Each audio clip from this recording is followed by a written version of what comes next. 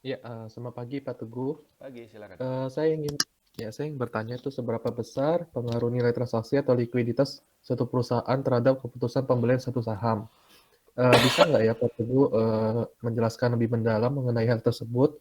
Misal efeknya seperti apa? Jadi kita juga harus menanggapinya seperti apa? Karena tidak jarang saham-saham bagus yang saya temui atau under value itu, tetapi posisinya di third liner. Terima kasih. Iya. Jadi memang salah satu problem di pasar modal kita itu adalah likuiditas yang masih terlalu kecil ya. Jadi saham-saham yang besar-besar itu memang nilai transaksinya itu bisa 10 atau bahkan ratusan miliar per hari. Tapi tidak sedikit pula saham-saham yang nilai transaksinya itu cuma 100 juta sehari atau bahkan kurang dari itu. Ya kalau kita belinya satu lot sih nggak masalah. Tapi kan kadang kita belinya rencananya mau beli agak cukup banyak. Nah itu bagaimana kalau seperti itu? Nah pertama begini Pak.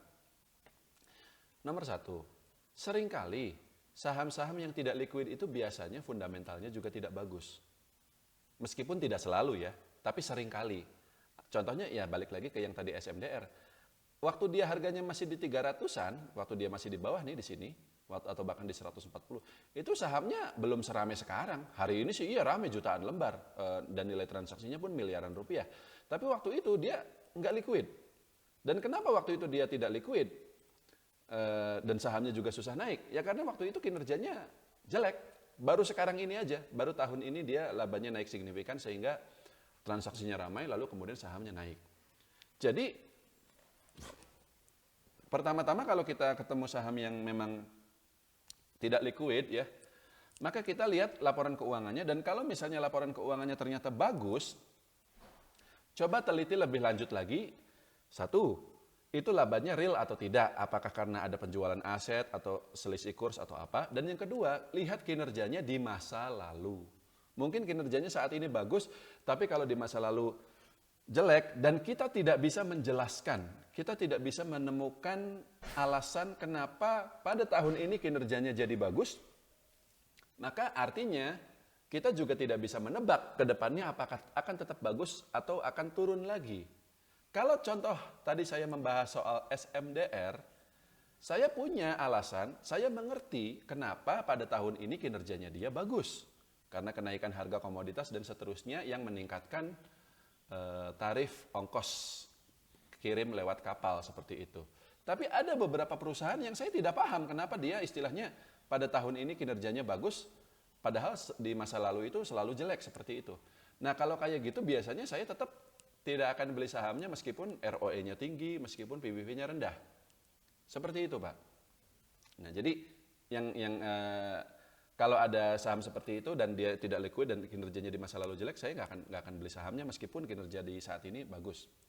Kemudian biasanya pula kalau misalnya ada saham yang tapi misalnya gini ya, setelah kita cek nih beneran bagus dan nggak ada masalah, kinerjanya di masa lalu pun mungkin tidak bagus-bagus banget, tapi juga tidak jelek-jelek banget.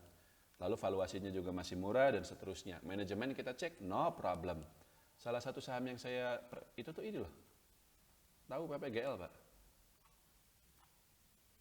Ya, PPGL nggak tahu Pak. ya ini saya kasih tahu ya kan.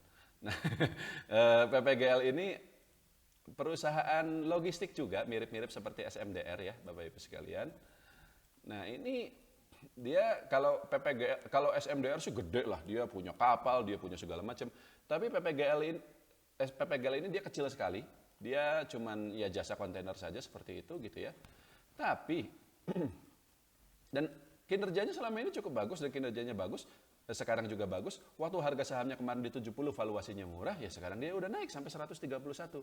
Tapi nilai transaksinya ya dalam satu hari itu paling cuma 1 juta lembar. 1 juta lembar dikali harga sahamnya 131, ya berarti kan cuma 130 juta. Nah, kalau kita belinya cuma 10 lot, 100 lot mungkin bisa, nggak masalah. Tapi kalau kita belinya senilai 100 juta juga, wah itu susah, repot Pak. Apalagi lebih dari 100 juta, karena nilai transaksinya dalam satu hari cuma sekitar 100 juta. 100 juta itu kan nilai transaksi semua orang yang memperjualbelikan saham PPGL ini. Nggak cuma satu atau dua orang. Artinya kalau kita udah pegang sahamnya senilai 100 juta rupiah, kita mau jual, kemungkinan kita tidak bisa melakukannya dalam satu hari. Tidak bisa dalam satu transaksi. Harus nyicil pelan-pelan. 5 juta, 5 juta, 5 juta. Itu repot. Repot banget. Makanya meskipun untuk PPGL ini sebenarnya saya cukup yakin bahwa dia bagus. Dan memang kita sudah profit 100% ya berarti ya. Modal awalnya waktu itu cuma di 70 perak, sekarang udah 130. Ya nggak 100%, bentar lagi 100%. Kemarin juga dia bayar dividen cukup besar. Tapi kita pegang itu cuman nggak nyampe 5% dari portofolio kita secara keseluruhan. Karena kita punya modal besar ya, dan kita tidak bisa beli PPGL ini dalam jumlah yang terlalu besar. Kita hanya bisa beli ya beberapa ratus juta rupiah saja gitu, nggak sampai 1 miliar. Tapi saya tetap membelinya karena saya yakin meskipun masalah likuiditasnya itu kurang meyakinkan, tapi dia barangnya bagus, valuasinya murah, dan seterusnya. Tapi kita belinya tidak bisa dalam jumlah terlalu banyak. Jadi apakah hal ini berpengaruh terhadap masalah likuiditas ini ya? Apakah ini berpengaruh terhadap keputusan kita membeli saham tertentu? Ya sangat, sangat berpengaruh. Kita dalam banyak saham, dan ada saham-saham tertentu yang mungkin saya anggap misalnya sebenarnya tidak terlalu bagus, terus kinerjanya juga tidak sebagus PPGL ini, tapi kita tetap beli dalam jumlah banyak. Apa contohnya? INKP, ya, PTBA sama ABMM, batubara dua-duanya. Tapi saya mungkin akan lebih banyak beli PTBA karena dia lebih liquid. Jadi kalau nanti gilirannya kita jual, gampang jualnya seperti itu. Nah, terus ada lagi. Pak Suryadi, tahu nggak Pak Lokeng Hong pegang saham namanya itu Petrosi? Tahu, Pak? Petrosi ini liquid nggak? Enggak. Nggak liquid. Dan tahu nggak Pak Lokeng Hong beli Petrosi ini berapa miliar rupiah nilai pembeliannya?